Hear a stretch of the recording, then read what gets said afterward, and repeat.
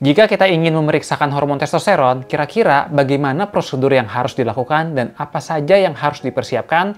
Hari ini kita akan membahas hal tersebut. Hormon testosteron secara garis besar memiliki dua fungsi di tubuh kita, yaitu fungsi seksualitas dan fungsi kesuburan pria. Pada keadaan-keadaan tertentu dapat terjadi gangguan fungsi tersebut sehingga perlu dilakukan pemeriksaan hormon testosteron. Nah, kali ini saya akan membahas ya bagaimana pendekatannya kalau kita akan menjalani prosedur pemeriksaan hormon testosteron, juga persiapannya. Dalam keadaan tertentu dapat terjadi penurunan hormon testosteron yang dapat mengakibatkan terjadinya gangguan fungsi reproduksi pria. Sehingga pada kasus ini perlu dilakukan pemeriksaan hormon testosteron di dalam tubuh, kira-kira bagaimana hasilnya. Adapun beberapa indikasi untuk pemeriksaan hormon testosteron, antara lain pada kasus-kasus sebagai berikut. Yang pertama itu adanya gangguan fungsi seksual, seperti ada disfungsi ereksi, libido rendah, ataupun gangguan ejakulasi. Yang kedua mungkin terdapat gangguan dari spermanya, jadi menimbulkan kesuburannya menurun pada seorang pria. Misalnya ternyata ditemukan kalau konsentrasi jumlah spermanya itu rendah. Atau yang ketiga juga bisa dilakukan pada pria yang mengalami gangguan dari pembentukan organ reproduksi. Misalnya pada pria tersebut ternyata panjang penisnya berada di bawah nilai normal, sehingga perlu dilakukan pengecekan kadar hormon testosteron. Prosedur awal yang harus dilakukan tentu adalah untuk berkonsultasi dengan dokter andrologi terlebih dahulu, karena belum tentu pemeriksaan hormon testosteron itu perlu dilakukan.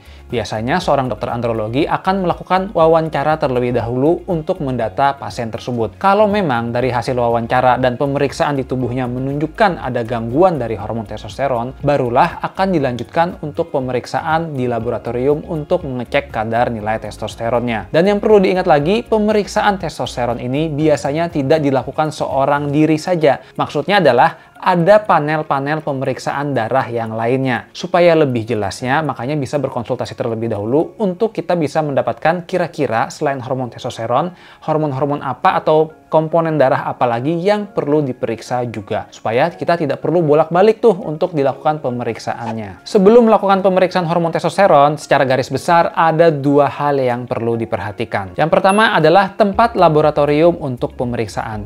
Penting untuk diketahui, tidak semua laboratorium atau rumah sakit itu memiliki fasilitas untuk pemeriksaan hormon testosteron. Itulah kenapa kita harus meriset terlebih dahulu atau menanyakan dengan dokter andrologi. Kira-kira di mana saja laboratorium atau rumah sakit yang memiliki fitur untuk pemeriksaan hormon testosteron. Yang kedua adalah memenuhi syarat untuk pemeriksaan hormon testosteron. Untuk memeriksa hormon testosteron, jam yang disarankan adalah di antara pukul 7 sampai 10 pagi. Hal ini dikarenakan hormon testosteron pada tubuh pria itu dia bervariasi naik turun seiring berjalannya waktu dalam satu hari. Kadar paling tingginya berada di pagi hari. Oleh karena itu pemeriksaannya dianjurkan pada pagi hari antara pukul 7 sampai 10 pagi. Selanjutnya yang harus diperhatikan syaratnya adalah untuk melakukan puasa selama 12 jam. Jadi misalnya kalau kita ingin diambil darah hormon testosteron pada pukul 8 pagi, maka sejak pukul 8 malam kita sudah tidak makan sama sekali.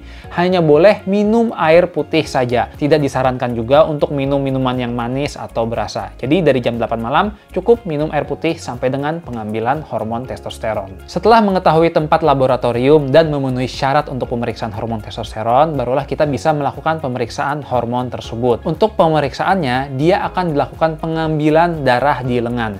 Kira-kira darah yang diambil itu kisaran antara 1 sampai 2 ml sesuai dengan kebutuhannya. Karena ada pemeriksaan tertentu yang dia memerlukan darah yang lebih banyak lagi. Setelah darah diambil, barulah dari laboratorium akan diproses untuk menilai kira-kira berapa sih kadar hormon testosteron yang terdapat di dalam darah.